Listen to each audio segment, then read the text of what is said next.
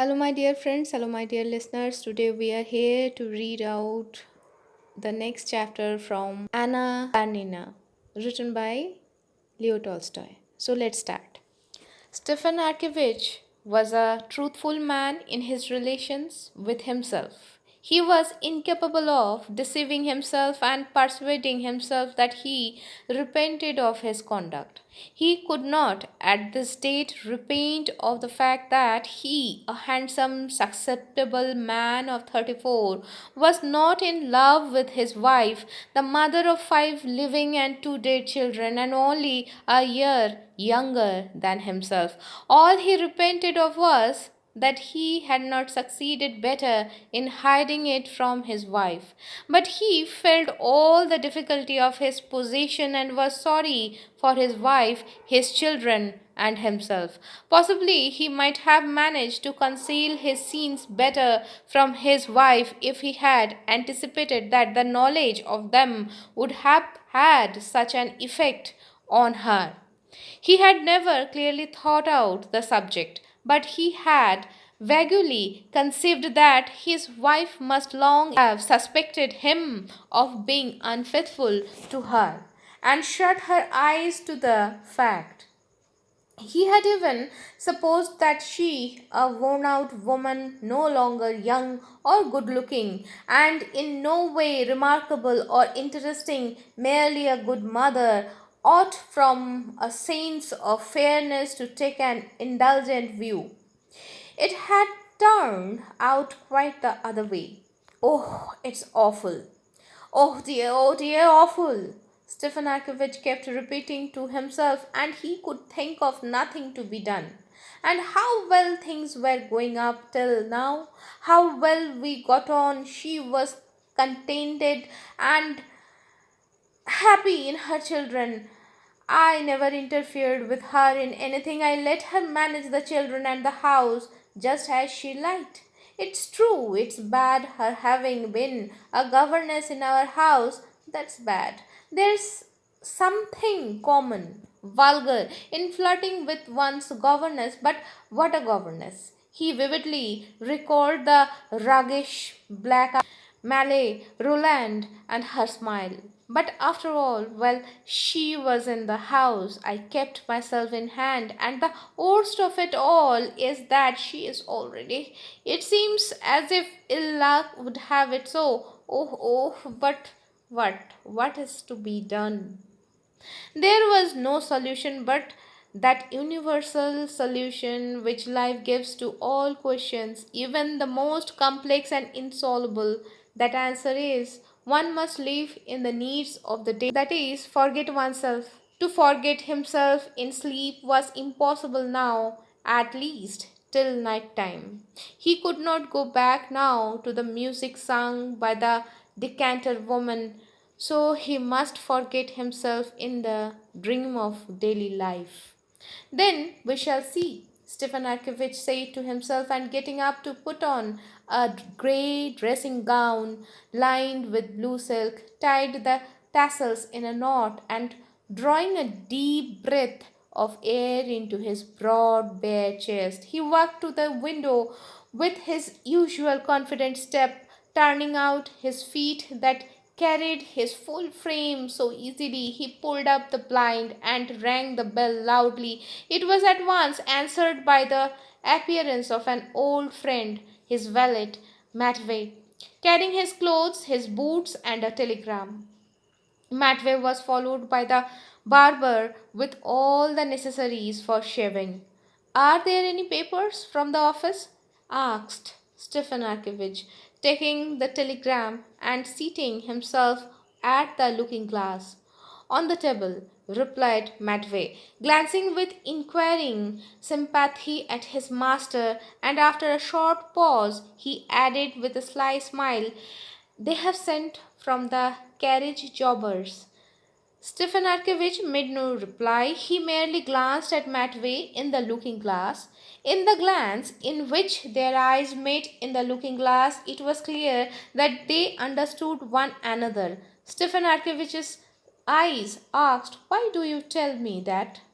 Don't you know? Matvey put his hands in his jacket pockets, thrust out one leg and gazed silently, good humoredly, with a faint smile at his master. I told them to come on Sunday and tell them not to trouble you or themselves for nothing.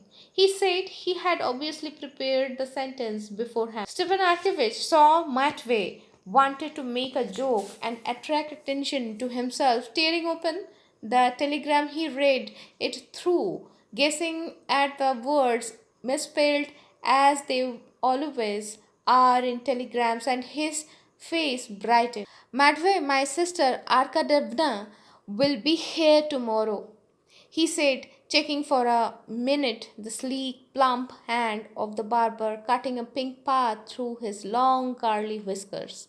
Thank God, said Matvey, showing by this response that he, like his master, realized the significance of this arrival. That is, that Anna Arkadevna, the sister he was so fond of, might bring about a reconciliation between husband and wife, alone or with her husband, inquiring Matvey. Stefan Arkevich could not answer, as the barber was at work on his upper lip, and he raised one finger. Matvey nodded at the looking glass. Alone? Is the room to got ready upstairs? Inform Daria Alexandrova where she orders. Daria Alexandrova, Matvey repeated as though in doubt. Yes, inform her. Here, take the telegram, give it to her, and then do what she tells you. You want to try it on? Matvey understood, but he only said, Yes, sir. Stephen Arkevich was already washed and combed and ready to be dressed when Matvey, stepping deliberately in his creaky boots, came back into the room with the telegram in his hand. The barber had gone. Daria Alexandrova told me to inform you that she is going away. Let him do that is you. Do as he likes, he said, laughing only with his eyes and putting his hands in his pockets. He watched his master with his head on one side. Stefan Arkevich was silent a minute, then a good humored and rather pitiful smile showed itself on his handsome face. Yea, Matvey, he said, shaking his head. All right, sir. She will come round, said Matvey. Come round? Yes, sir. Do you think so? Who's there? Asked Stephen Arkevich, hearing the rustle of a woman's dress at the door. It's I, said a firm, pleasant woman's voice, and the stern, pockmarked face of Matrona Filimonova. The nurse was thrust in at the doorway. Well, what is it, Matrona? Queried Stephen Arkevich, going up to her at the door. Although Stephen Arkevich was completely in the wrong as regards his wife and was conscious of this himself, almost everyone in the house, even the nurse, Daria Alexandrova's chief ally, was on his side. Well, what now? He asked disconsolately. Go to her, sir. Own your fault again. Maybe God will aid you.